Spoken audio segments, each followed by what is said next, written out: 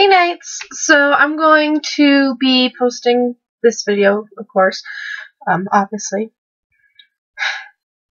Okay, let me try that again. Hey Knights! I am going to be doing another session of the Running Through the Stars of the Bad Wolf Chronicles, which I have just recently finished and absolutely positively loved it. And I can't wait for more chapters on the last book since it's not complete like the other one, so. Those updates are being, for me, I'm waiting patiently as I can, which is very hard because I want to, like, bombard with comments being update, update, update, but I'm not that impatient, so I'm not doing that.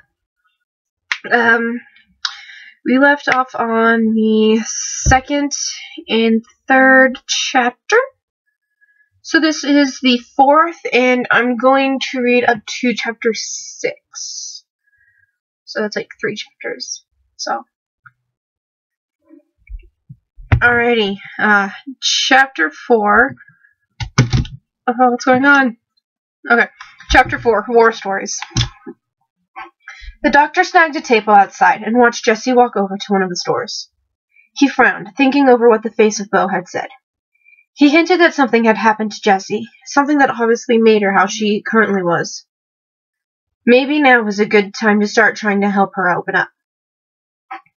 She plopped down in front of him, grinning. Oh, these are to die for, she sighed, pushing one basket to him. Gemma made these all the time on the bus. She makes the best chips ever. Simmons, the doctor guessed as he speared one. No, she drawled and he snorted. Johnson. Gemma Johnson, he tried out, before snickering as she burst out laughing. Certain ring to it. He watched her continue laughing, and then decided to ask, Tell me a little bit about yourself? She quit laughing and looked at him. Not a whole lot, she added. Not a whole lot, he added quickly. Just give me enough so I know a little more about you than the fact that you can anger the last human that well. She used her fork to move her chips around before sighing. Well, she said slowly, my name's Jessie Nightshade. Currently at age 20, I've traveled between at least 15 different schools, 14 before my freshman year of high school. 14? It was always Celine and Jessie and Celine, she replied. When we found out we were mutants, we were always like, she held up crossed fingers, that. Sometimes she had to run. Sometimes it was me. When I was 15, S.H.I.E.L.D. found us. More like we found them. Frost Giants and Chitauri were after us for some reason, and the Avengers took us in. We fought off yet another invasion of Earth, but she swallowed.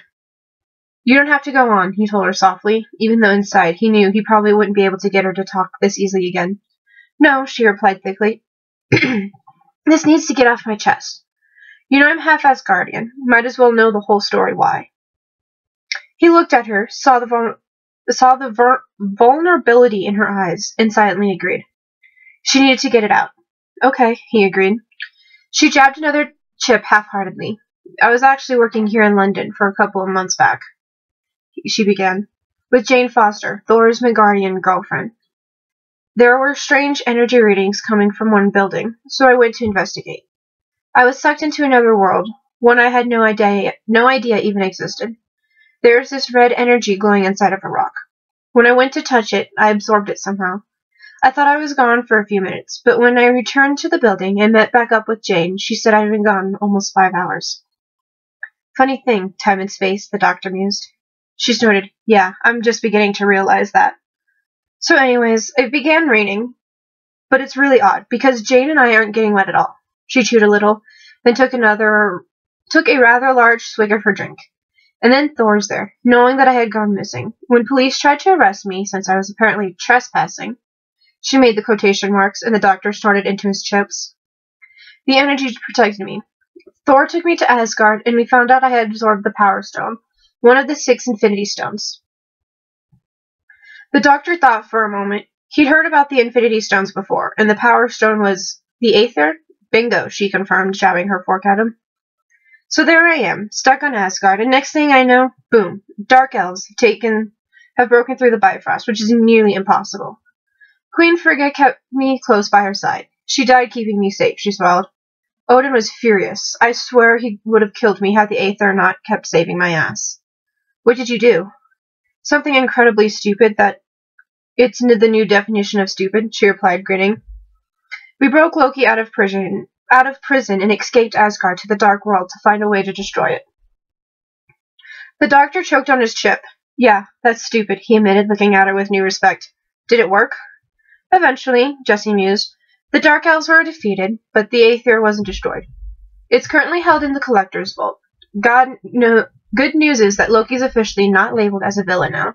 Bad news, she looked around and held out a hand. Red and black energy swirled around in it. I still got some of the stupid thing in me. She withdrew her hand, pushing her chips away. And when Frigga died, she passed her magic on. I got fire and air, Selene got earth and water. The doctor looked at her appraisingly. That was more than what he had expected. But this was not the battle the face of Bo had implied she was still suffering from. Just have to wait and see then, he decided. Thanks. Jessie looked up startled. For what? For telling me, he replied honestly. For just letting it out. Does it feel better? She hesitated, then nodded. Yeah, she admitted, laughing. Yeah, it does.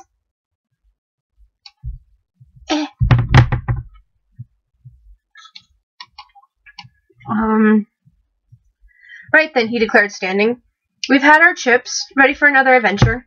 You bet, she replied. Laughing, the two of them ran back to the TARDIS, keeping in stride easily. Chapter 5. The Unquiet Dead. Hold that one down, the doctor ordered Jessie as the TARDIS jerked while in flight. Jessie gaped at him, looking at the button a good ways away from the one she was currently trying to hold down. I'm holding this one down. He didn't even look up. Well, hold them both down. She rolled her eyes. Hate to annoy the girl, but all right, you asked for it, she drawled. And when the doctor finally looked up, she hefted her leg and slammed her foot down on the button. He corked an eyebrow at her in amusement, and she shrugged nonchalantly. Did this on the bus all the time. Pissed May off to no end. He snorted as he went back behind the console. I bet. It's not gonna work. He popped up, looking so comical with a mock-hurt expression that Jessie burst out laughing. Oi, he protested. I promised you a time machine, and that's what you're getting. Now, you stay in the future. Let's have a look at the past. 1860. He looked at her. How does 1860 sound? What happened in 1860? She asked curiously. He gave her a grin. I don't know. Let's find out. She grinned back at him, nearly tumbling onto her back, as he began flipping switches, occasionally tonguing her foot to hold down the button she was stomping on better. Hold on, here we go. It took a few moments, but the TARDIS jerked, sending Jessie flying. She squealed when she hit the floor on her stomach, and she heard a similar thud nearby. As the TARDIS stopped, she rolled onto her back to see the doctor laying in a similar state. They shared a glance, and they both burst out laughing. Holy cow, she giggled. You're telling me, the doctor agreed, jumping up happily and pulling her with him.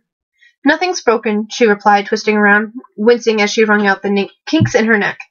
At least that's good. Did we land where we wanted to? The doctor leaned over to check his screen, then grinned. I did it, he crowed. Give the man a medal. Earth, Nepal's December 24th, 1860. Wow, Jessie whispered. It's Christmas. He looked at her. All yours. Think about it. She leaned against the console, grinning at him through her hair when it hung down in her face. Christmas of 1860. Happens once, and then it's gone. Never gonna happen again. But you can go back and see days that are dead and gone hundreds of sunsets ago. She shook her head. No wonder you never stay still. Not a bad life, he agreed. Better with two, she added, when he grinned at her. She grinned back. Come on, then. Oi, he called as she ran for the door. Where do you think you're going? Kind of obvious, she snorted. 1860. Go out there dressed like that, and you'll start a riot, Barbabella. Jessie pouted, but the doctor grinned at her. Wardrobe's through there, though, he pointed. First left, second right, third on the left. Go straight ahead, under the stairs, past the bins, fifth door on your left. Where's a map when you need one? Jessie deadpanned. The doctor just chuckled. Go on, hurry up. Jessie grinned and ran through the TARDIS. It took humans too bloody long to change. It had been at least half an hour, and the doctor had started fiddling with the TARDIS again when he heard footsteps.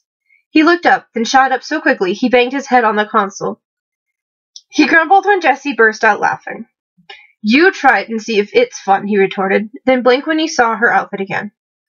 She shifted a little self-consciously, smiling nervously. She had chosen a deep violet gown with a bronze bodice and 3/4 sleeves. A black cloak wrapped around her neck, and her dark hair was twisted in a braided bun.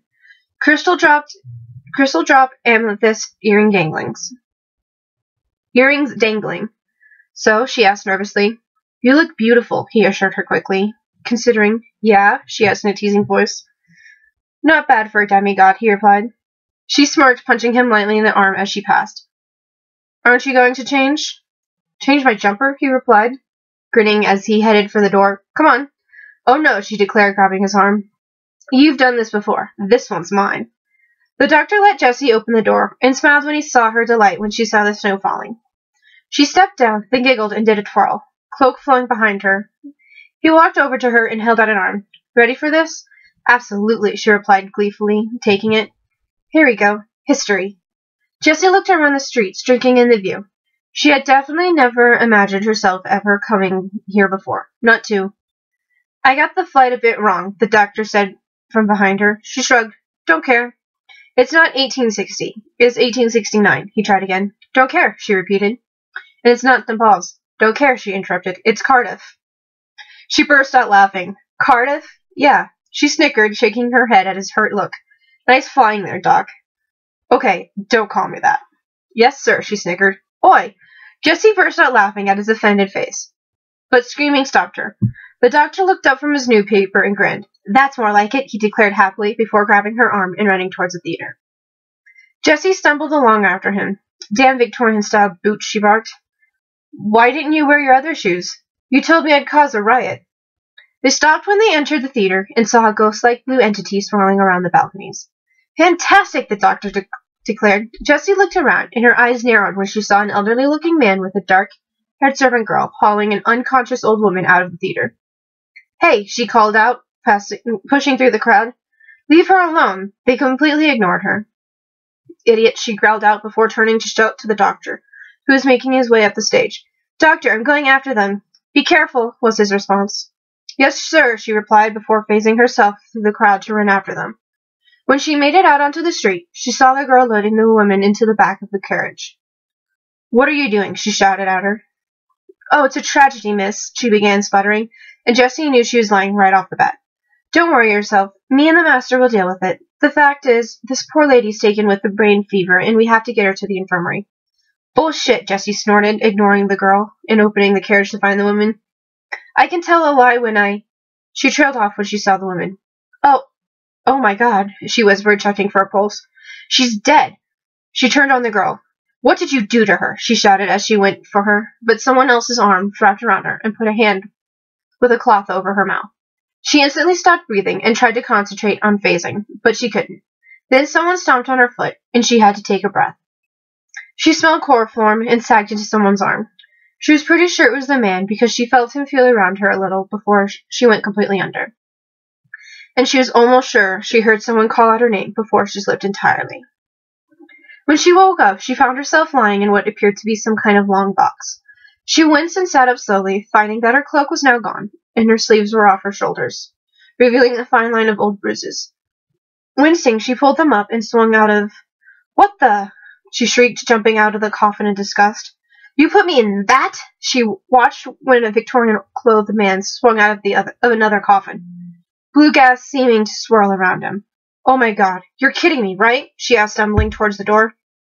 He kept walking towards her, and she swallowed. Okay, maybe not.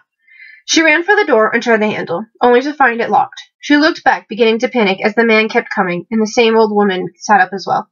Let me out! She began to scream frantically, banging on the door, feeling her heart begin to race. Open the door! She heard muffled voices, and then began screaming louder. Please, please, let me out! She whimpered, then grabbed a few vases and slammed them towards the zombies.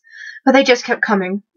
Let me out! She continued shouting, banging with newfound confidence on the door, not quite wanting to use her phasing unless she had to. She heard running, and her spirits lifted. Someone open the door! Open the door! Not phasing seemed to not be a good choice. An arm wrapped around her neck and mouth, silencing her and in perfect position to snap her neck.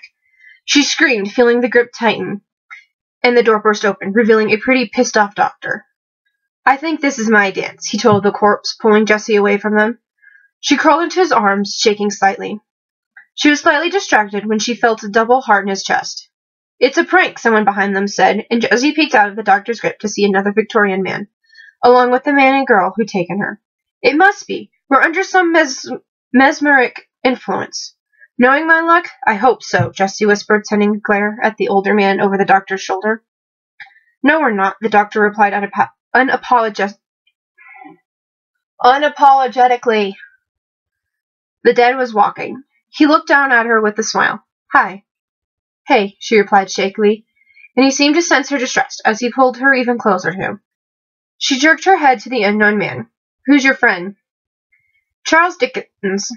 Her jaw dropped, and she looked at the author over her shoulder. As in A Christmas Carol, Charles Dickens? Charles Dickens on Christmas? Pretty much. Well, okay then, she muttered, turning back to the zombies. My name's the doctor, he told the zombies, face darkening. Who are you then? What do you want? Failing. Jesse's eyes widened as voices began filling the room. Open the rift. We're dying. Trapped in this form. Cannot consume. Sustained. Help us. Jessie squeezed her eyes shut as an inhuman scream filled the air. Look, the doctor whispered in her ear. She did, and gasped softly as the gas creature flew out of the zombies and flew towards one of the lamps. The doctor lightly took her arm. Let's get you something to drink. The doctor watched as both Dickens and the old man, Sneed, sat down at a table. The girl, Gwyneth, was helping Jessie, then going to make tea. He simply leaned against the mantelpiece, looking at Sneed. Did you hurt her? Sneed jerked up. I beg your pardon? She's only 20, the doctor replied slowly, because he knew Sneed had heard him clearly. Why did you have to knock her out? She saw too much, Sneed protested. She saw as much as everyone there at the theater, the doctor snapped. She was trying to help, and you knocked her out. I've never seen her that scared before. What did you do to her? Sneed opened his mouth, but there was the stomping of boots, and Jessie stormed in, Gwyneth bustling behind her with the tray. She walked right up to Sneed, brought back her hand, and whacked him in the back of the head. First of all, she began to rant, pacing back and forth as Sneed stumbled. Dickens looked at her oddly. You drugged me. Then you kidnapped me. She stopped and whirled, punching Sneed in the arm. And don't think I didn't feel your hands having a quick wander, you dirty old man. Beside himself, the doctor couldn't help snickering as his Jessie returned. Gwyneth was looking back and forth between Jessie and the tea. Dickens was just flabbergasted. Overall, it was a very amusing scene. I won't be spoken to like this, Sneed sputtered, looking to the doctor for obvious help. Oh, yes, you will be, Jessie all but yelled, and the doctor raised his hand at Sneed, still grinning. He'd never seen Jessie's temper before, but he knew she definitely would not want to. But he knew he definitely would not want to be on the wrong side of it now. Then you suck me in a room full of zombies, and if that wasn't enough, you swan off and leave me to die. She spun and crossed her arms, and the doctor felt no pity whatsoever for the man, no matter what had happened. If he'd done this to Jessie, she was giving him better than what the doctor definitely would have done. So come on, talk already. It's not my fault, Sneed protested, and both the doctor and Jessie snorted simultaneously. It's this house. It's always had a reputation. Haunted. But I never had much bother until a few months back. And then the stiffs. Dickens shot Sneed an offended look, and he quickly corrected. The dear departed started getting restless. Tommy rot, Dickens muttered. You witnessed it, Sneed argued. Can't keep the buggers down, sir. They walk, and it's the queerest thing, but they hang on to scraps. 2 sugars, sir, just how you like it, Gwyneth mumbled to the doctor, setting his tea down on the mantelpiece. He nodded to her, then looked at Jessie. Are you all right? He mouthed. She just shrugged. The doctor's eyes narrowed at her as she fiddled with her sleeves, making a note to really question Sneed later. Speak of the devil, he thought in annoyance as he began to babble. One old fellow who used to be a sexton almost walked into his own memorial service, just like the old lady going to your performance, just as planned. Morbid fantasy, Dickens insisted. Oh, Charles, you were there, the doctor finally exclaimed, fed up with the man. As good as his books were, there is a time and a place for this. I saw nothing but an illusion. If you're going to deny it, then don't waste my time. Just shut up, Jessie smirked at him as he turned to Sneed. Now, what about the gas? That's new, sir, the man replied. Never seen anything like that. Means it's getting stronger, the doctor mused. The rift's getting wider, and something's sneaking through. What's the rift? Jessie asked, stopping her pacing. A weak point in time and space, he explained. A connection between this place and another. That's the cause of ghost stories most of the time. That's how I got the house so cheap, Sneed added. Stories going back generations. The doctor watched as Dakins got up and left, slamming the door in the process. Jessie rolled her eyes, leaning back in her chair. Echoes in the dark, queer songs in the air, and this feeling like a shadow passing over your soul, Sneed continued. Mind you, truth be told, it's good for business. Just what people expect from a gloomy old tray like mine. Oh my gosh, it's melting.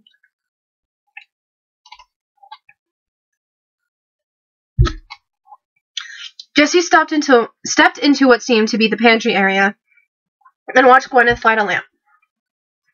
Feeling a little pity on the girl, she walked over to start helping with the dishes. Please, miss, you shouldn't be helping, Gwyneth protested. It's not right. I'm not a stranger to working, Jessie assured her. I may look like a lady, but I've done my share of dirty work. The sounds of gunshots filled her head, and she shook them away. Besides, Sneed's works you to death. How much do you get paid? £8 a year, miss. Jessie shook her head again. She had to ask Gemma about English currency again. Sorry, how much? I know, Gwyneth told her, smiling. I would have been happy with 6. Apparently 8 was a lot. Did you go to school? Of course I did. What do you think I am? An urchin? Jessie held up her hands as Gwyneth went offensive. I went every Sunday, nice and proper. Once a week? Jessie asked incredulously. We did sums and everything, Gwyneth gave a small smile. To be honest, I hated every second of it. Me too, Jessie assured her, laughing. Gwyneth joined her in laughing. Don't tell anyone, but one week I didn't go, and ran to the hell, all the way on my own. Up top, Jessie joked, holding up a hand. Gwyneth, even if she didn't understand the wording, knew what Jessie meant and gave her a high five. I did a lot of that myself. My best friend Selena and I always went shopping. She was always looking at boys, though. Not you? Jessie felt a rush go down her spine. No, she replied, gripping her dish towel a little tighter. No, not me. Haven't dated for years. Probably won't again after... After what, miss? Gwyneth asked softly. Jessie swelled and shook her head. It's nothing. She forced a smile. But she loved looking, gave it all up, working for who we do now. Her best friends are science and 2 geeks I can't understand half the time. She looked at Gwyneth. Is there someone you've got your eye on? She smiled shyly. There is one lad, the butcher's boy. He comes by every Tuesday. Such a lovely smile on him. Smiles are good, Jessie encouraged. I think what's on the inside counts more, though. Find out more. Go on a date or something. I've never heard the like. Ask him out, Jessie rephrased, smiling at Gwyneth's startled expression. Oh, she snapped her fingers. Give him a cup of tea or something. That's a start. I swear, it is the strangest thing, miss, Gwyneth murmured, looking at her. You've got all the clothes and the breeding, but you talk like some sort of wild thing. Trust me, I am, Jessie laughed. Vertigo, they call me back home. But being wild is a good thing. You need a bit more in your life than Mr. Sneed. Oh, now that's not fair. He's not so bad, old Sneed, Jessie watched Gwyneth continue to work. He was very kind to me to take me in because I lost my mom and dad to the flu when I was 12. Oh, Jessie said lamely. Had she known that, she wouldn't have said it. I'm sorry. Gwyneth smiled at her. Thank you, miss, but I'll be with them again one day, sitting with them in paradise. I shall be so blessed. They're waiting for me. She tilted her head. Maybe Grant is up there waiting for you too, miss. Maybe, Jessie replied automatically, then blinked. Wait a minute. Grant? Wait, who told you my partner was dead? I don't know, Gwyneth replied uneasily. Must have been the doctor. Grant died months ago, she whispered. I never talked about it. He only knew because he asked, and I thought it was best to answer. But you've been thinking about him lately, more than ever. I suppose so, Jessie said slowly, looking at Gwyneth oddly. How do you know all this? Mr. Sneed says I think too much, Gwyneth replied. I'm all alone down here. I bet you've got dozens of servants, haven't you, miss? No servants from where I'm from, she replied honestly. All equal in rank. And you've come such a long way. Jessie blinked. What? You're from America, originally, Gwyneth began, looking at Jessie in a way that made her begin to worry. But you've settled in London, and since then... I've seen London in drawings, but never like that. All those people rushing about, half naked, for shame, Jessie smirked. That was probably how Skye was dressed right now in some way, shape, or form. And the noise, and the metal boxes racing past, and the birds in the sky. No, they're metal as well. Metal birds with people in them. People are flying. Jessie swallowed as Gwyneth turned to her intently. And you've flown so far. Further than anyone. The things you've seen, the things you will see, the darkness, the big bad wolf. Jessie jerked back in surprise, and Gwyneth apparently snapped out of her trance, because she began apologizing all over the place. I'm sorry. I'm so sorry, miss. It's all right, Jessie replied shakily, straightening. I can't help it, Gwyneth wailed. Ever since I was a little girl, my ma said I had the sight. She told me to hide it. But it's getting stronger, more powerful, a northern voice said. Is that right? Jessie jumped, turning to see the doctor standing in the doorway. She swallowed, thinking back to when she and Gwyneth were talking. How much did he hear, and how much could he have figured out? She wondered worriedly. All the time, sir, Gwyneth admitted. Every night, voices in my head. You grew up on top of the rift, the doctor said in a matter-of-fact voice. You're a part of it. You're the key. I've tried to make sense of it, sir. Consulted with spiritualists, table rappers, all sorts. Well, that should help. You can show us what to do. You are not, Jessie groaned. God, I hate these. Hate what? Gwyneth asked, confused, as she turned to the doctor. What to do where, sir? We're going to have a seance, the doctor replied happily.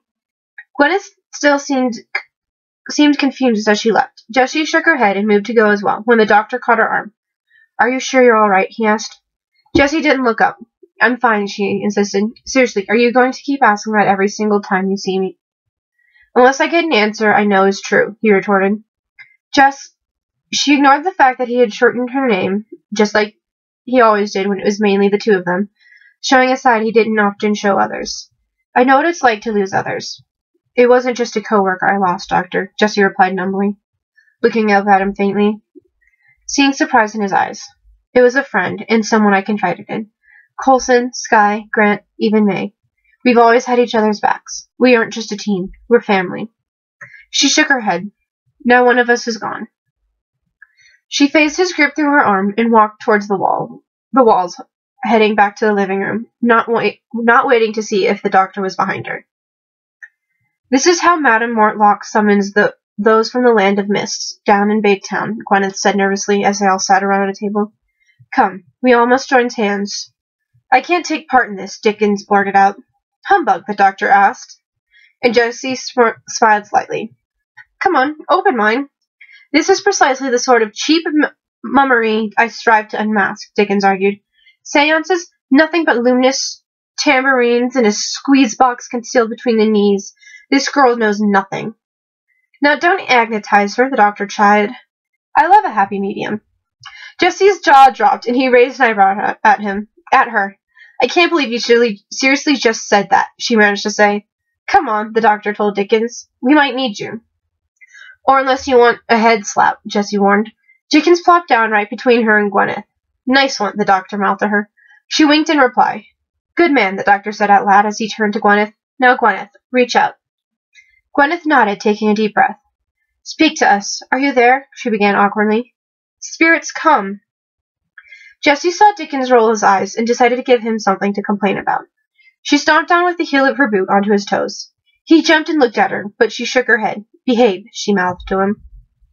Speak to us, so that we...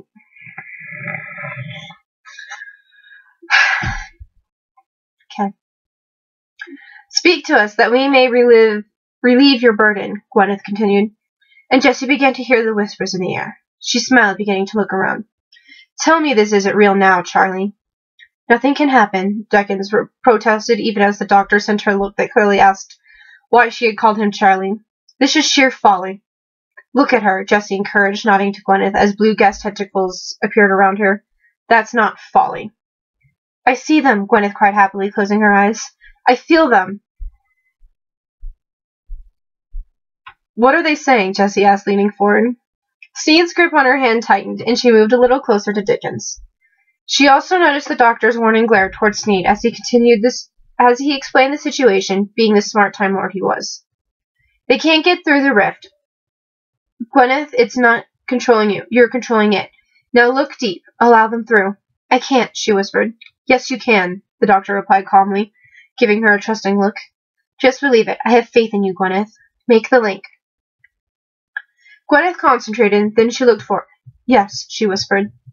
There was a flash of light, and 3 blue, gas-like outlines of people formed behind the maid. Both Sneed and Dickens recoiled in shock, and Jessie grimaced as they tugged on her arms. Great God, Sneed gasped. Spirits from the other side. The other side of the universe, the doctor corrected. Pity us, the spirit said in a children's voice. Gwyneth echoing with him. Pity the Guelph.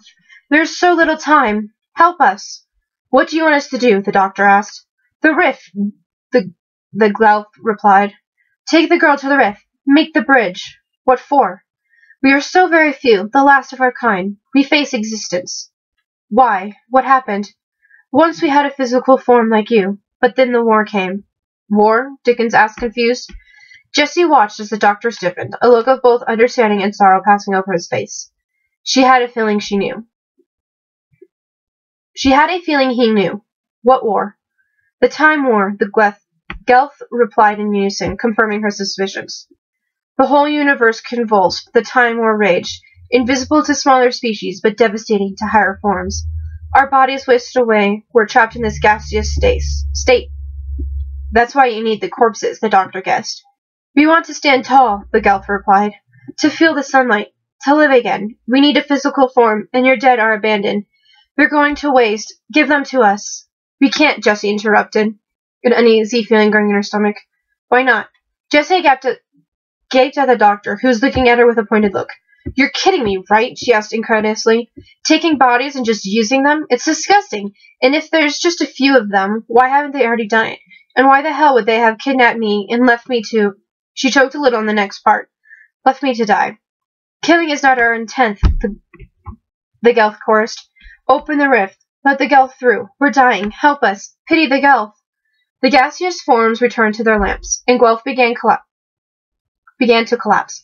Jessie faced the hands of Sneed and Dickens through her, and stood through the table, catching Guelph as she fell. She threw both men an annoyed look as they cried out in shock. Oh, what? She asked. You see these guys and you freak out over a girl who can walk through solid objects? The doctor watched as Jessie helped Gwyneth when she woke on the couch. It's all right, she whispered. Just sleep. But my angels, miss. Jessie stiffened when Gwyneth began to talk. They came, didn't they? They need me. They do need you, Gwyneth, the doctor said before Jessie could shoot her or him down. You're the only chance of survival. Shut up, Jessie snapped, turning to look at him. He started a little in surprise when he saw the raw emotion in her eyes, and he heard more than saw the flames crackle more in the fireplace behind them. She's exhausted, and she is not fighting your battles. She turned to Gwyneth and handed her a cup of tea. Drink this.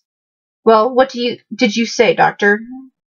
Sneed asked awkwardly, turning to him. Explain it again. What are they? Aliens, the doctor replied in a dull tone. Jessie snorted. Oh, ain't that helpful. Like foreigners, you mean? Sneed pressed. Pretty foreign, yeah, the doctor agreed, pointing upwards. From up there. Brakon? Jessie burst out into snickers, and the doctor couldn't help a smirk. Close, he replied. And they've been trying to get through from Brakon to Cardiff, but the road's blocked. Only a few can get through. And even then, they're weak. They can only test drive the bodies for so long. Then they have to revert to gas and hide in the pipes. Which is why they need the girl, Dickens said in his third voice, as he stood close to where Jessie was. With a pretty good view of more than just her face, the doctor realized when the violet and bronze Asgardian stiffened. Her gaze shot up to Dickens. They're not having her, she stated. But she can help, the doctor told Jessie. Living on the rift, she's become a part of it. She can open it up, make a bridge, and let them through. Incredible, Dickens muttered, swaying a little, and Jessie eased away from him. Ghosts that are not ghosts, but beings from another world, who can only exist in our world by inhabiting cadavers. Say what? Jessie asked blankly. Good system. It might work, the doctor praised the Guelph. Seriously? Jessie asked, standing from where Gwyneth was. You can't just let them run inside dead people. Why not? The doctor asked bluntly. It's like recycling. Recycling? She shrieked. Recycling? You can't them just reuse bodies? Why not? He repeated. Seriously, though, you can't. Seriously, though, I can. Jessie let out something between a scream and a moan as she turned and began stomping around the room, the eyes of all of them on her. It's wrong, she shouted. Even the Asgardians have better customs than this, and they think themselves above everyone else, too. What's that supposed to mean? The doctor asked, offended as his voice also began to raise. It's just wrong, she repeated, turning and walking up to him. Those bodies were living people. We should respect them even in death. Do you carry a donor card? No, she replied. And don't ask if Celine does either. She doesn't. But Skye? The doctor asked. Fitzsimmons? That's different, Jessie protested. It is different, yeah. It's different morality. Get used to it or go home. She snapped her mouth shut with an audible clump. You heard what they said. Time short. I can't worry about a few corpses when the last of the Guelph could be dying. I don't care, she enunciated, backing up towards Gwyneth protectively. They're not using her. Don't I get a say, miss? Jessie faltered, looking down at Gwyneth. You don't understand what's going on. You would say that, miss, because that's very clear inside your head that you think I'm stupid. That's not fair, Jessie sputtered. It's true, though. Things might be very different where you're from. But here and now, I know my own mind, and the angels need me. Doctor, he looked at her, what do I have to do? You don't have to do anything, he told her, mainly for Jessie's sake. They've been singing to me since I was a child, sent by my mom on a holy mission, she retorted. So tell me. We need to find the rift. This house is on a weak spot, so there must be support that's weaker than any other, Mr. Sneed. What's the weakest part of the house? He asked, turning to the man. The place where most of the ghosts have been seen? That would be the morgue, he replied.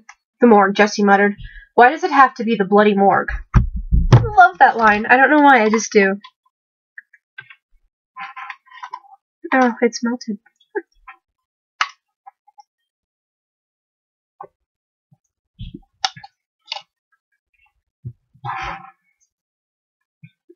Talk about a bleak house, the doctor commented as they entered the morgue. The thing is, doctor, the Guelph won't succeed, Jessie tried as they walked around the room. I need a... I hate when I do that.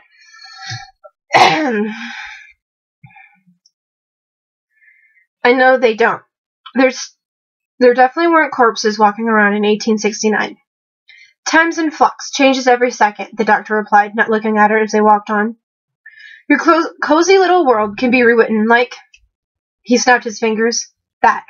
Nothing is safe. Remember that. Nothing. Doctor, Dickens said slowly, I think the room is getting colder. Jessie shivered. Here they come.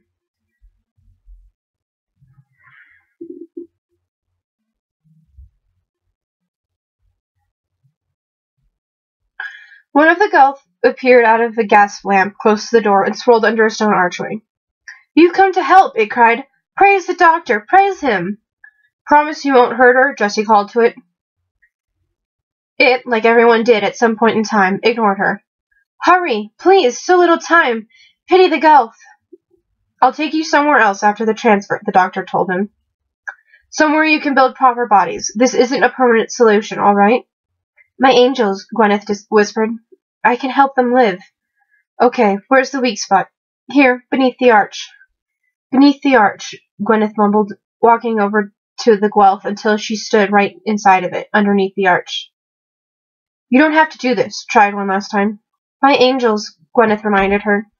And in that moment, Jessie knew she had lost. She slumped a little, acknowledging it. Okay, she whispered.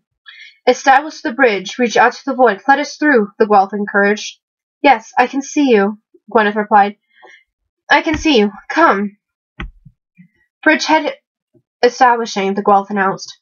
Come to me. Come to this world, poor lost souls. It has begun. The bridge is made. Gwyneth opened her mouth, and the blue gas of the Guelph flowed out. She had given herself to the Guelph. The bridge is open, and we descend. The blue form of the Guelph twisted into the color of flames. Jessie instantly grabbed hold of the doctor, feeling her gauntlets forming on her hands as battle instincts took over. The Guelph's voice deepened and hardened. The Guelph will come through in force. No! Jessie cried out, watching as bodies began to stir. You said that you were few in numbers, Dickens cried out. A few billion, the Guelph corrected, and all of us need corpses. Jessie watched as the dead rose, and she clung tighter to the doctor. He seemed just as in shock as she was, even as he took her into his arms. Gwyneth, stop this, Sneed pleaded. Listen to your master. This has gone far enough. Stop dabbling, child, and leave these things alone, I beg of you. Mr. Sneed, Jessie cried. Jessie screamed, Get back! The doctor stumbled away from Sneed as one of the corpses snapped Sneed's necks, and a Gelf zoomed into his mouth. You were right, he told her. I think it's gone a little bit wrong. You think? Was her only retort as they backed away from the corpses. I have joined the legions of the Gelf, Sneed, now ringing with the voice of the Gelf, told him as he approached. Come, march with us. No, Dickens cried, stumbling towards the door. We need bodies, the Gelfs replied. All of you, dead. The human race, dead. Gwyneth, stop them, the doctor shouted at the girl under the arch. Send them back now. 3 more bodies, the Gelf announced. Convert them. Make them vessels for the Gelf. Jessie kept backing up with the doctor as the Gelf closed in.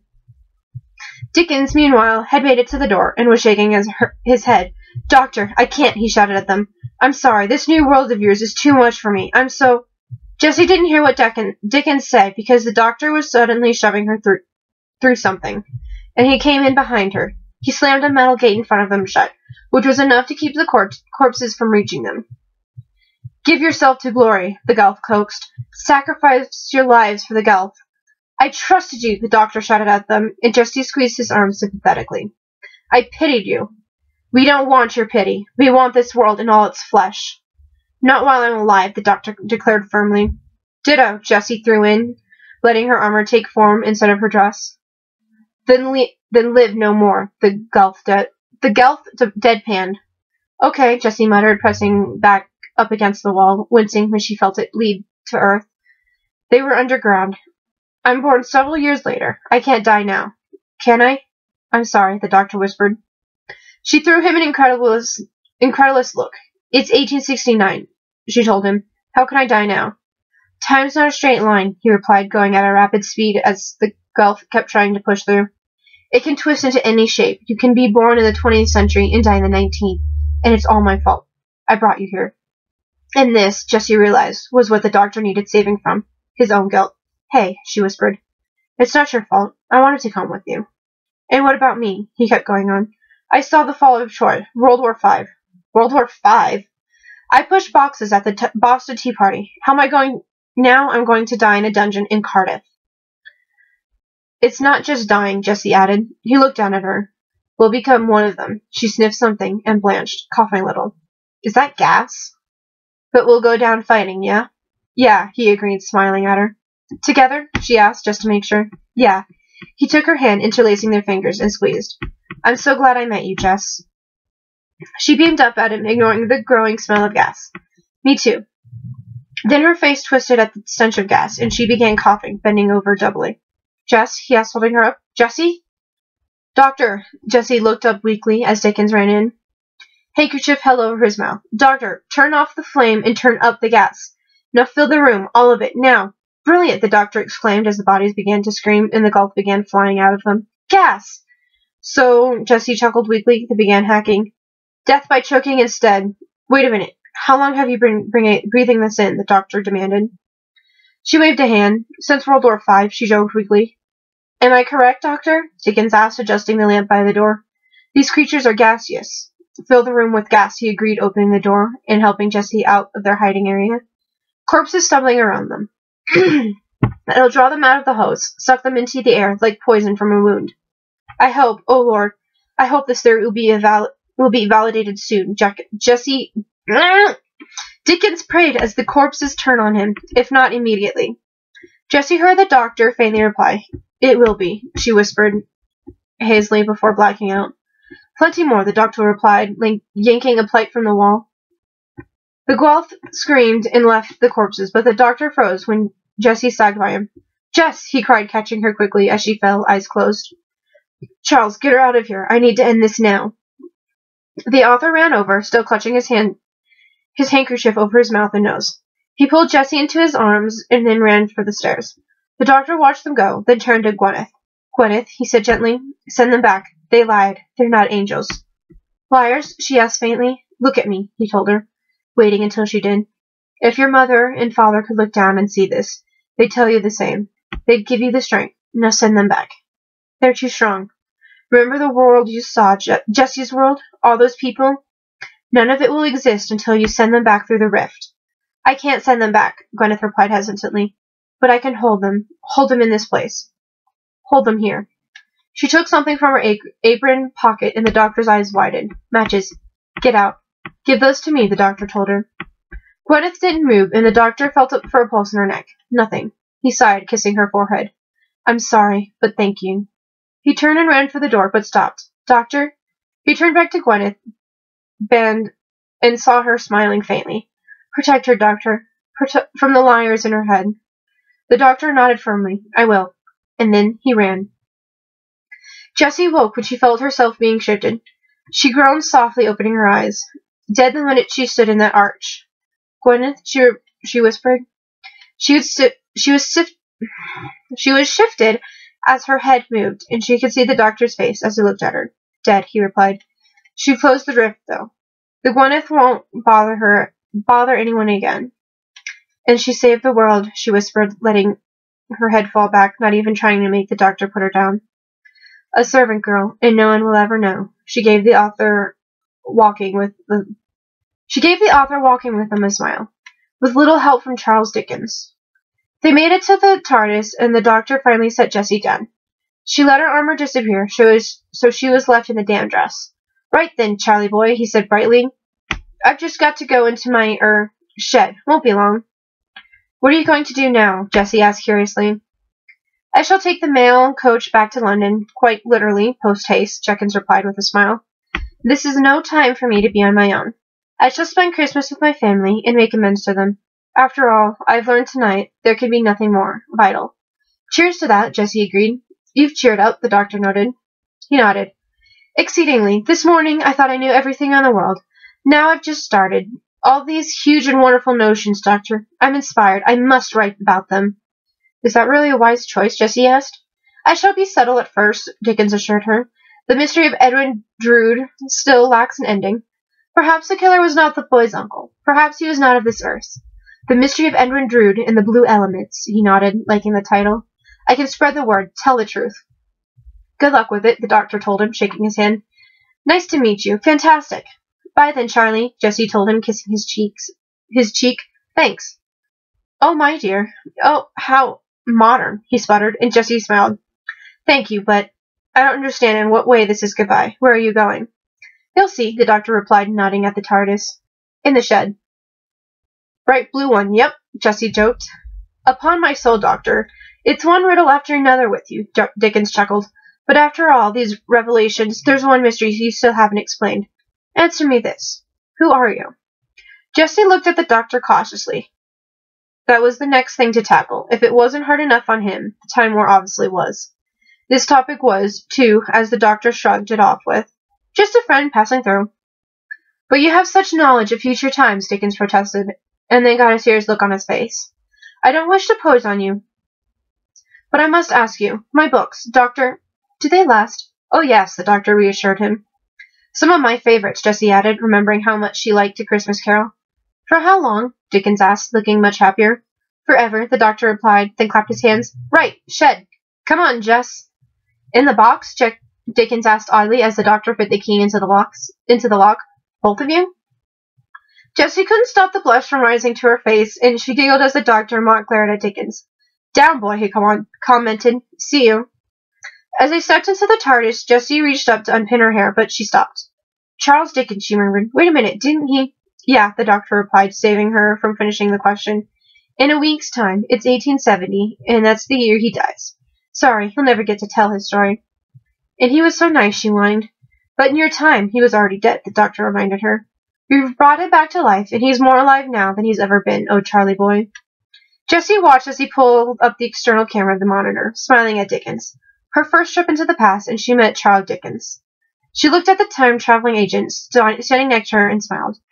She couldn't wait to see where they went next. Give him one last surprise, she begged. Please? He laughed and began flipping switches. As my lady commands, he replied. She had the immense pleasure of seeing Dickens' face morph into one of happiness to astonishment. Just before the image was gone, she turned and hugged the doctor tightly. Merry Christmas, Doctor.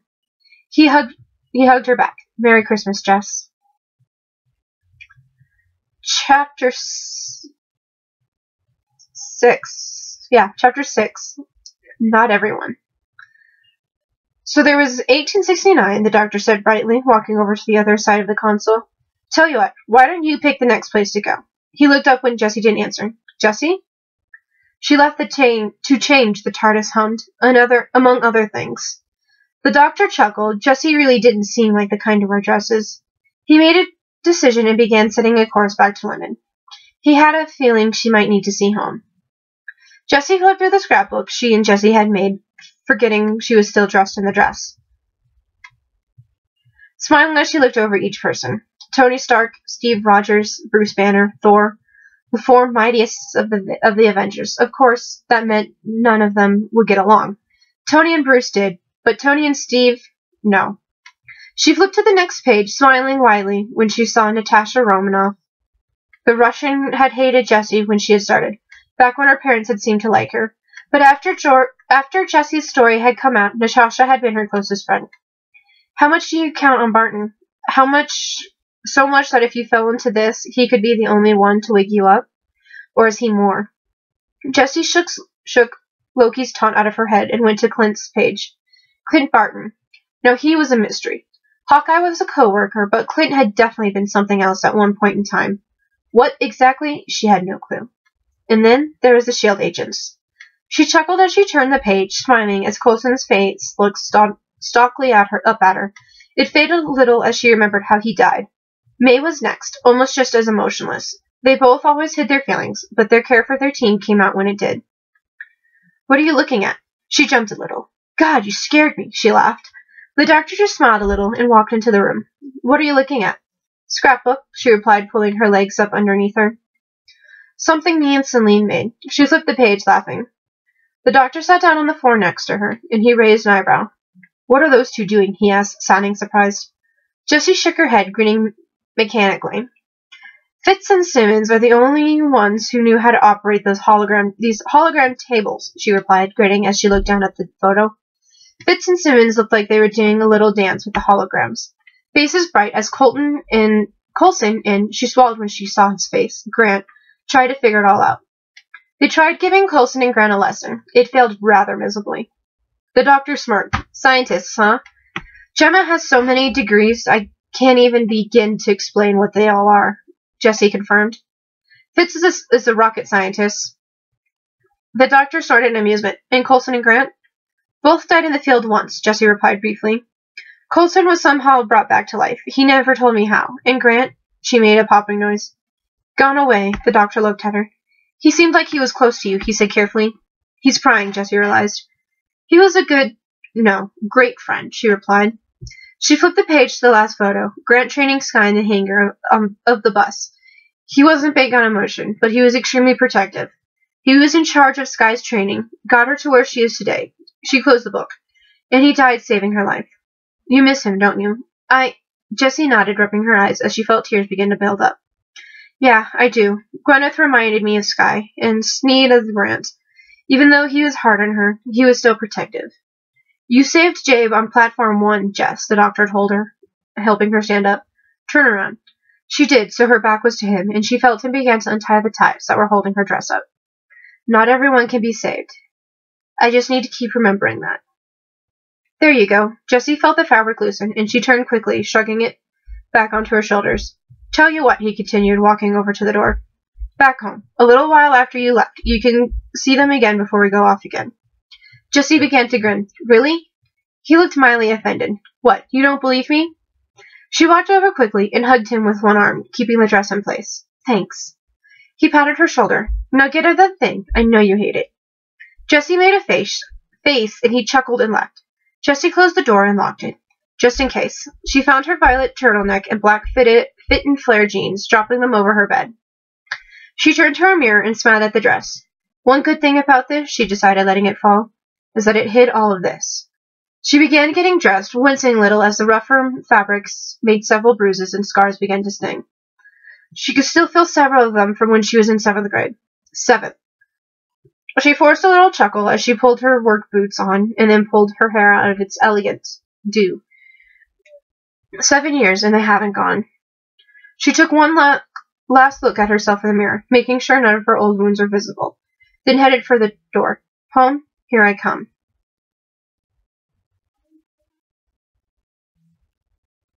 Did I say 6? I can't remember. I think I said 6, so 7. Aliens of London. How long have I been gone? Jessie asked, stepping out of the TARDIS, looking around in awe. It definitely was modern London. About 12 hours, the doctor replied, leaning against the TARDIS doorway. She laughed a little, doing a small spin. All right, so I'll run to the apartment real quick. I just want everyone to know I'm fine. What are you going to tell them? Well, that I've been to 5.5 Apple 26 in 1869 sounds just a bit off, she replied, smiling. I'll just say that I spent an overnight at the base, she pointed at him as she began backing down the roadway. Don't you disappear. The doctor looked mildly offended, but she gave him a grin and took off down the alley. She ran past a few familiar buildings and found Shield's flat running up the stairs. I'm back, she called as she ran, opening the door with her key. Had to do a night shift. She saw a startled Skye and gave her a smile. So, what's been going on? How have you been? It was then that she realized Skye's eyes were tearing up. What? What's that face for? Come on, it's not the first time I've had to do it. Skye dropped the glass she'd been carrying. It's you, she whispered. Of course it's me, Jessie replied, confused. Oh my god, Skye kept saying, looking at her in shock. It's you. Oh my god. Jessie stumbled a little as Skye hugged her fiercely, and then she saw the fires on the table behind her. Her eyes widened, and she turned when she heard running. The doctor came in a truly appalled look on his face. It's not 12 hours, he explained. It's 12 months. You've been gone a whole year. Sorry. Jessie looked at Skye, swallowing. I'm right here, she assured her. I'm all right. Of course, Jessie found herself being interrogated by a few S.H.I.E.L.D. agents moments later. Curled up in an armchair, there was a knock on the door, and as Skye went to answer, Jessie looked at the doctor, who was standing there, a little sheepish. It's not your fault, she told him. I screwed up the time, he replied. Kind of is. Jessie! Jessie looked up when she heard the voice, and Gemma barreled into her. Jessie squeezed her eyes shut and hugged her friend back. Gemma, she whispered. The hours we spent, days and weeks and months, Skye told her as Jessie slumped back down in the chair. All of us thought you were dead, and where were you? Traveling. What the hell does that mean? That's no answer, she rattled on Gemma.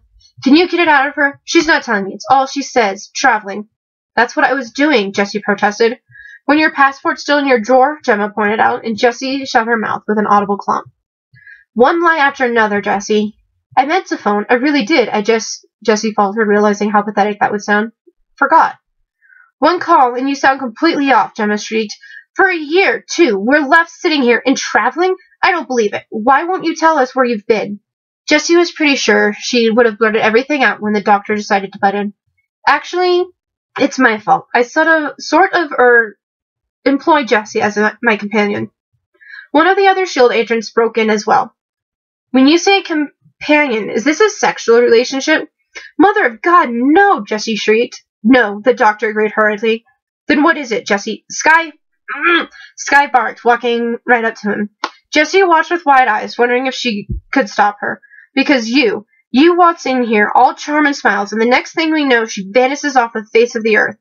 Jessie put her face in her hands as Skye practically began shouting. How old are you then? 40? 45? What? Did you find her on the internet? Did you go online and pretend you're a doctor? I am a doctor, he protested. Prove it, Skye snarled. Stitch it, mate, Gemma ordered. Skye brought back her hand and slapped the doctor hard enough to send him reeling backwards. Jessie's eyes widened and she stood up. What the hell? She shouted at them. Skye grabbed Jessie's arm and tugged her off towards the kitchen.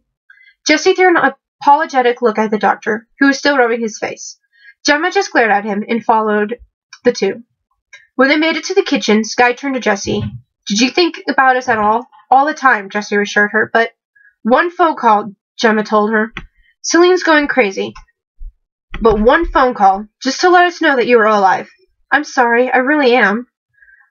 What scares us is that you still can't say, Jessie told Skye told her.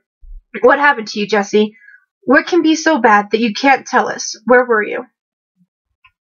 The doctor looked up from leaning against the bricks of the roof when the door opened. Jessie walked out, pulling her hair tightly into a French braid.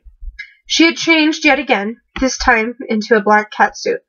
Woman's official dress and shield, he remembered. I can't tell them, she sighed, jumping up onto the perch and letting her legs dangle. I can't even begin. Sure, they know that the 9 realms exist, but everything else, they'll never forgive me. She tilted her head, looking at the doctor. So I missed you. Was it good?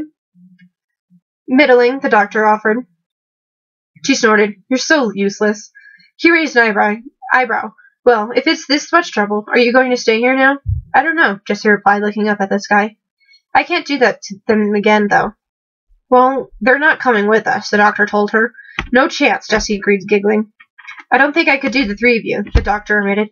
Especially Sky. You didn't mention how well she could hit. She slapped you, she laughed. 900 years of time and space, and I've never gotten slapped by someone like that, the doctor huffed. Your face, Jessie kept laughing, doubling over. It hurt, he whined in protest. So gay, she commented before sitting up straight.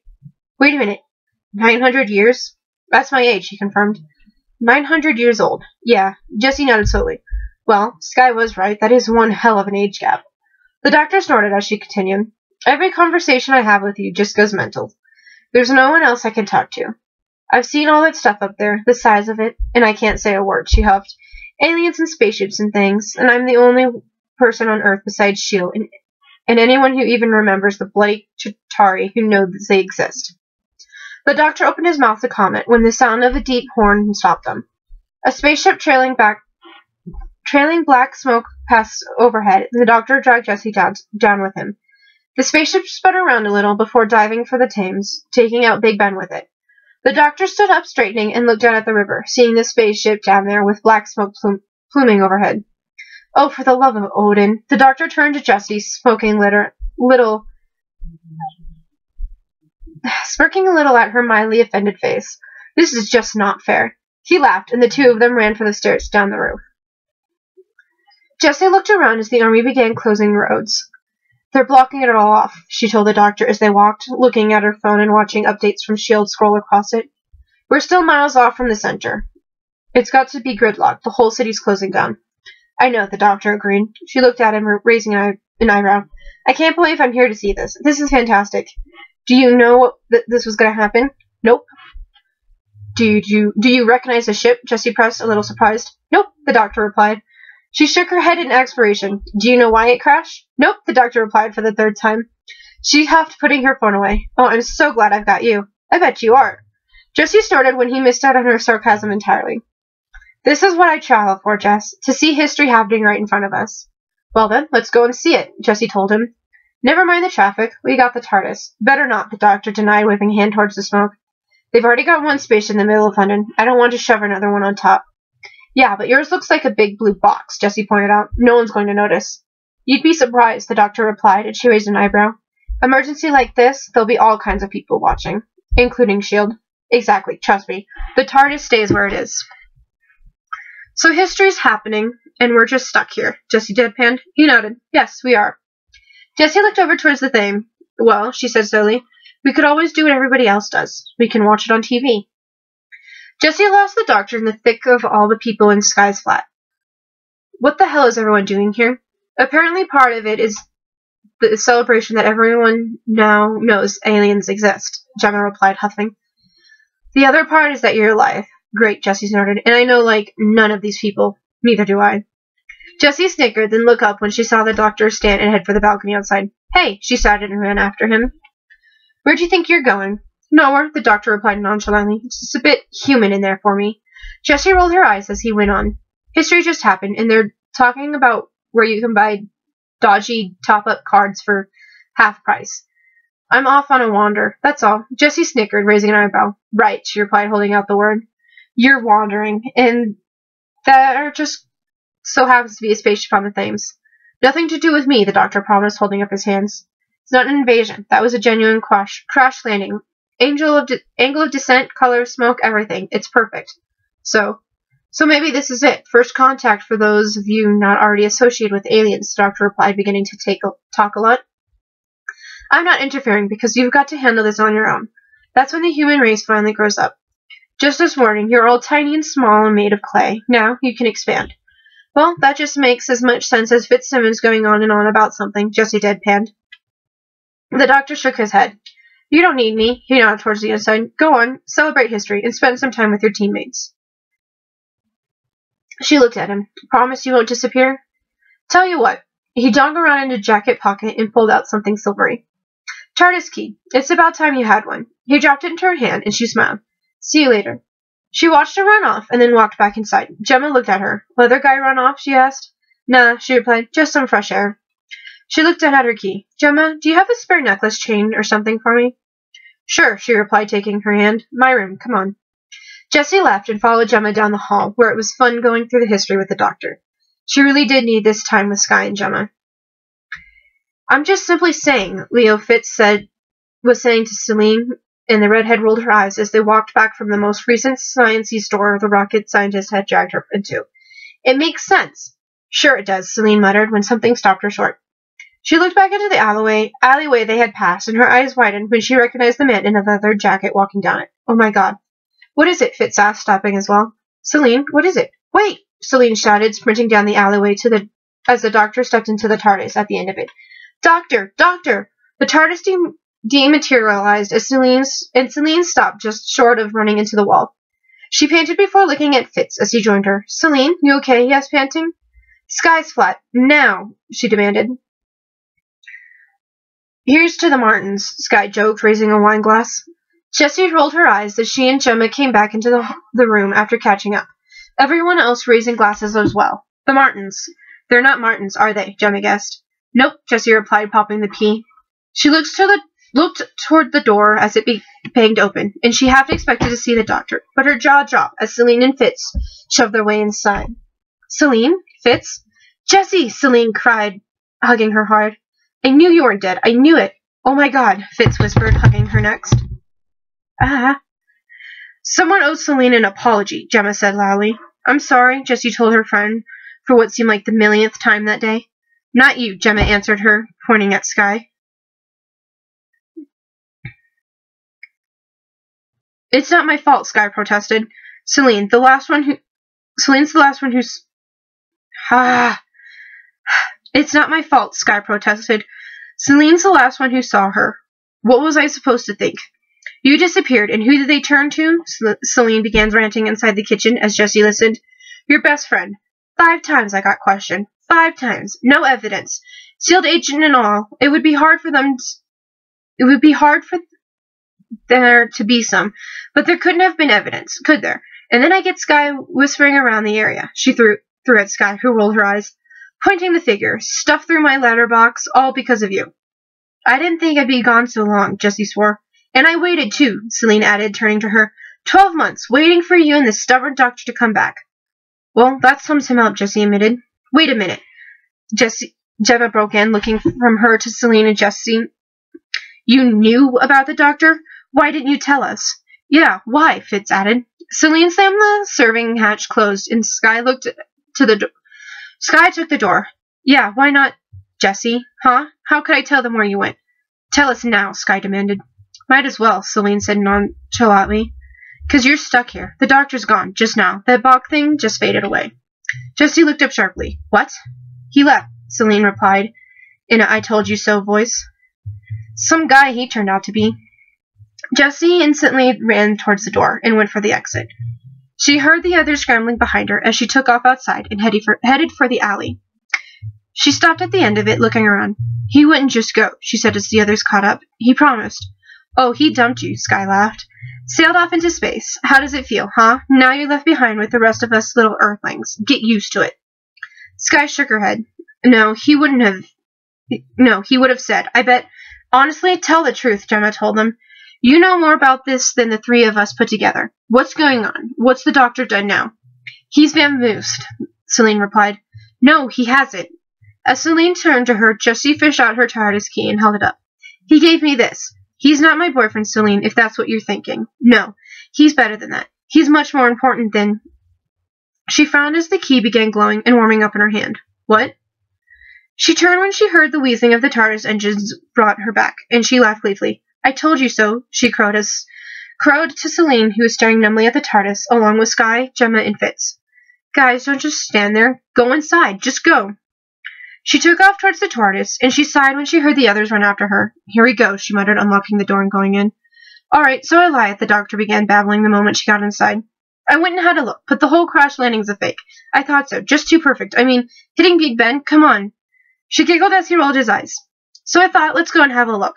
The team's here, she interrupted, as they got through the doors. Oh, just what I need, he groaned. Don't you dare make this place domestic, he added with a look. You ruined my life, Doctor, Celine shouted, storming up to him.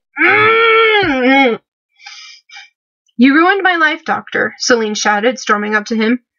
They thought she was dead. It was a murder suspect because of you. See what I mean? The doctor asked Jessie pointedly. Domestic. And I'll bet you don't even know any of our names, Celine challenged. The doctor sent Jessie a quick wink, and she giggled, knowing what he was going to do. Sally, he replied, and Celine blinked. That one over there's Gemma, the other one's Sunny, and that guy's Fitz. Celine, she shouted as Jessie began cracking up. The other three were standing around in surprise. No, he replied, it's Sally. How'd he get mine right? Gemma whispered.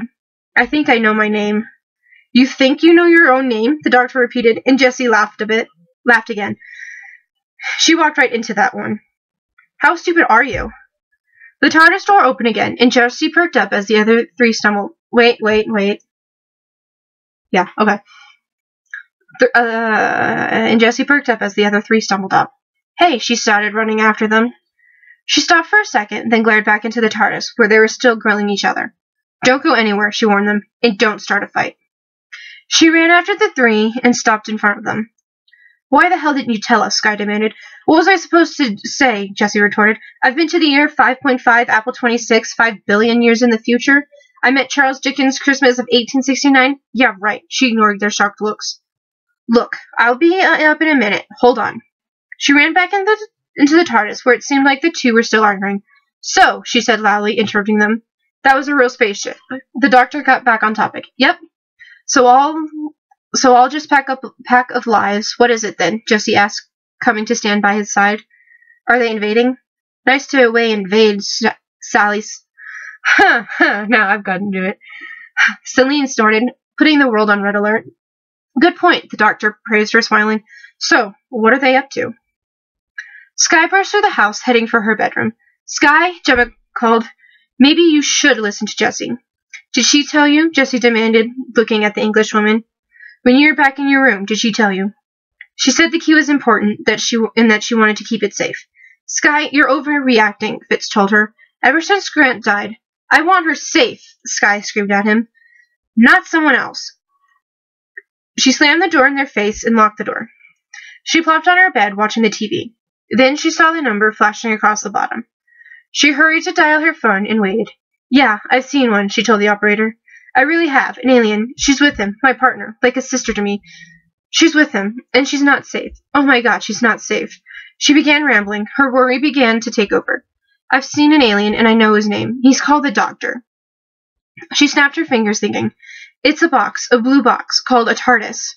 She heard an alarm going off, and she looked at her phone as the operator hung up. Hello? Celine crouched down as the doctor worked on something underneath the console. So what are you doing down there? She asked. Sally. Celine, she corrected. Sally, the doctor ignored her, looking at her.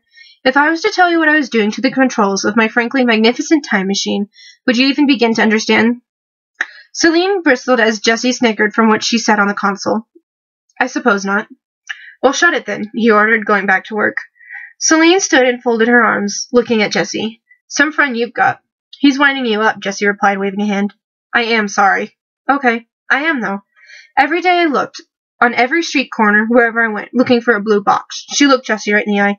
For a whole year, and you know what I thought? Jessie shook her head. What? That if someone like Rick had gotten a hold of you. It's only been a few days for me, Jessie said loudly, drowning Celine out as the doctor poked his head up curiously. I don't know. It's hard to tell inside this thing, but I swear, it's been just a few days since I left you. Not enough time to miss me, then? I did miss you. I missed you, Jessie scuffed the floor with her toe. Then Celine asked softly, Now that you come back, do you intend to stay? Jessie's eyes widened, and the doctor laughed with delight. Got it. God bless you, doctor, she thought. Gracefully as he jumped up to join them. Ha! Patched in the radar, looped it back towards 12 hours so he can follow the flight of that spaceship. Here we go. Hold on. He looked at the monitor. Come on. Jessie narrowed her eyes at the monitor. There it goes on the way here. No, hold on, the doctor replied, pointing. See? It did a slingshot around before it landed. So what does that mean? Celine asked. It means it came from Earth in the first place, the doctor replied. It went up and came back down. Whoever these aliens are, they haven't just arrived. They've been here for a while. The question is, what have they been doing? How many channels do you get? Selena asked as she flipped through channels on the scanner. All the basic packages, the doctor replied absently as Jessie snickered, going through the news channel. And yes, that means I get the football or whatever. Hold on, he stomped. I know that lot.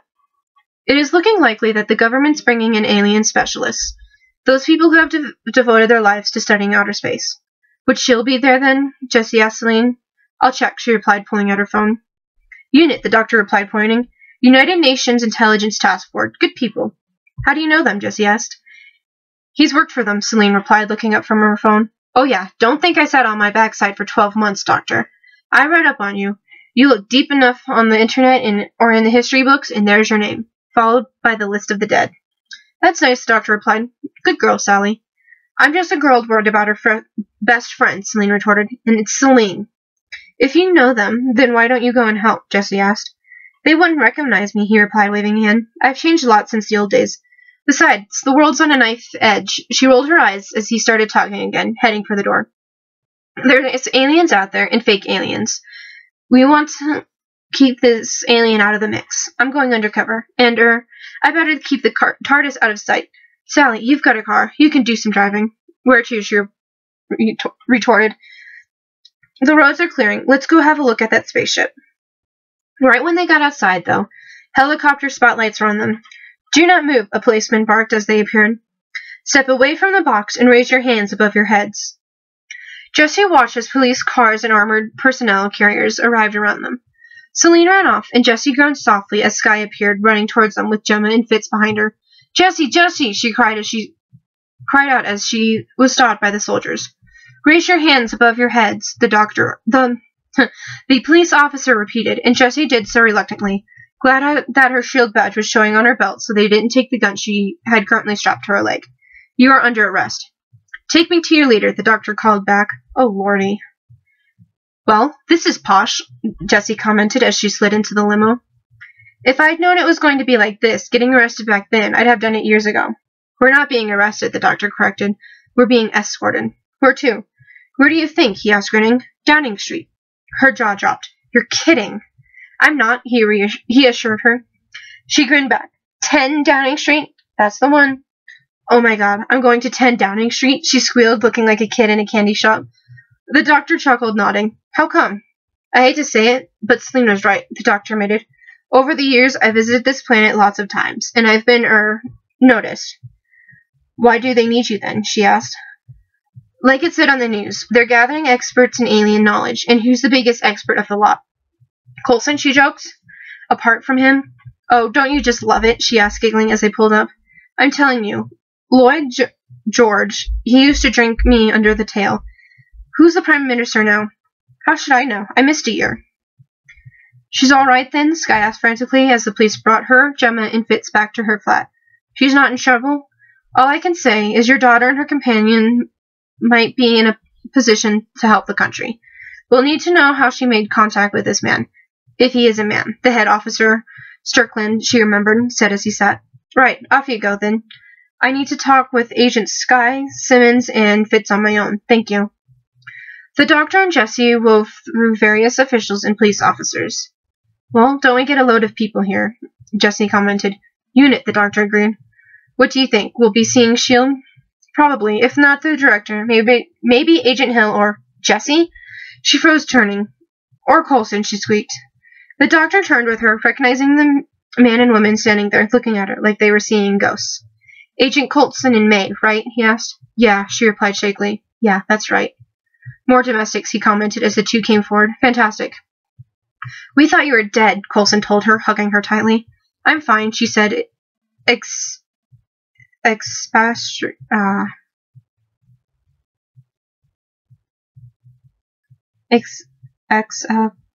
exasperated as she moved on to May. I'm not dead. Unless you turn into another one of those plastic dummies, the doctor brought up. You're not helping, she muttered. And who are you? Coulson asked. I'm the doctor, he replied. Here are your ID cards, an official-looking man told the doctor, Coulson, and May before the S.H.I.E.L.D. agents could respond. I'm sorry, but your companion doesn't have clearance. Hey, she complained. I don't go anywhere without her, the doctor backed her up. You're the code 9, not her. He held up a hand as the doctor opened his mouth to argue. I'm sorry, doctor. It is the doctor, right? When he nodded, he smiled sadly. I'm sorry, but she'll have to stay outside. She's staying with me, the doctor argued, and Jessie felt glad that he wanted to keep her with him. Look, even I don't have clearance to go in there, the man tried to reason with him. I can't let her in, and that's a fact. It's all right, she told the doctor, tugging his arm. Go on. Excuse me, a tired female voice asked, and Jessie watched a woman walk up. Are you the doctor? Sure, he replied. Not now, the other man said in expression. We're busy. Can't you go home? I need a word in private. I suppose so, the doctor replied. Don't get in any trouble. Don't make us think you died again, Coulson warned Jessie, kissing her head as he and May followed the doctor as he left. You haven't got clearance, the man told the woman, then turned to Jessie. I'm going to have to leave you with security. She opened her mouth and began to argue when the woman took her arm. It's all right. I'll look after her. Let me be of some use. What? Jessie asked as they walked off. Walk with me, she whispered back. Just keep walking. I already am, she replied. That's right, and don't look around. She held up an ID to a security guard. Harriet Jones, MP Flydale North.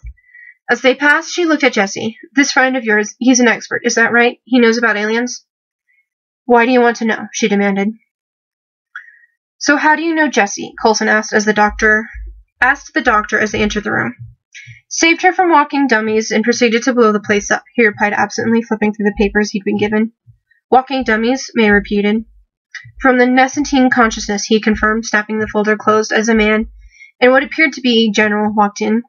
Now, ladies and gentlemen, if I could have your attention, the General announced, and the three looked up. As you can see from the summaries in front of you, the ship had one porcine occupant. Of course, the doctor began casually, ignoring the looks thrown at him. The only interesting bit happened 3 days ago. See, filed away under other business, the North Sea. A satellite detected a signal, a little blip of radiation, at 100 fathoms, like there was something down there. We were just about to investigate, and the next thing you know, this happens. Spaceship, pigs, massive diversion. For what? They turned the body into a suit, Harriet explained as they made it to the cabinet room. A disguise for the thing inside. It's all right, I believe you, Jessie assured her, looking around. It's alien. They must have some serious technology behind this. If we could find it, we could use it. She opened one cabinet and shrieked as a dead body fell out of it. God, is that... Harriet, for God's sake, the man from the door said as he arrived. This has gone beyond a joke. You cannot wander. He stopped short. Oh my God, that's the Prime Minister. There is the sound of high heels, and Jessie drew her gun, raising it to the plump, blonde woman walking in. Oh, she exclaimed, smiling. Is someone being naughty? That's impossible, the man was saying. He left this afternoon. The Prime Minister left Downing Street. He was driven away. And who told you that, she asked sweetly. Me. He reached a hand up to her hairline and began unzipping something. Jessie pulled the man back as blue light filled the room and waited for hell to unleash. It was bigger on the inside, Fitz explained as Strickland kept listening. Oh, I don't know. What do you know about spaceships? That's what worries me, Strickland replied, standing. You see, this man is classified as trouble, which means that anyone associated with him is trouble, and that's my job. He reached up to unzip something from his forehead, and a blue light filled the room. Eliminating trouble. If aliens fake an alien crash and an alien pilot, what do they get? The doctor asked. May had figured it out. Us. She supplied, slowly putting her ID on the floor and raising her hands to a fighting position. They get us. It's not a diversion, the doctor agreed, turning to the men, as Coulson did the same with his ID. It's a trap. This is all about us, alien experts. The only people with knowledge on how to fight them gathered together in one room, Coulson finished warily. One of the men farted, and the doctor frowned. Excuse me, do you mind not farting while I'm saving the world? To admit, in that episode, I laughed at that point. Would you rather silent but deadly? The man in the suit asked. The general removed his cap and unzipped his forehead. The suit man laughed as an alien wriggled itself out of the general's skin suit. Huge and green with humongous black eyes and a baby-like face. We are the Slitheen, the alien announced. Thank you for wearing your ID cards, the man in the suit added. They'll help identify the bodies. Remote, Coulson shouted as the man raised it, pressing a button. And the doctor had trouble hearing Coulson and May as electric shocks emitted from the ID card he held in his hand. Okay, I'm going to stop there. This is probably one of the longest videos I've ever recorded. Sorry if it's too long. I'll make my next one very short, I promise. But yeah, that's it for this group. Of chapters. So, right on. Peace out, Knights.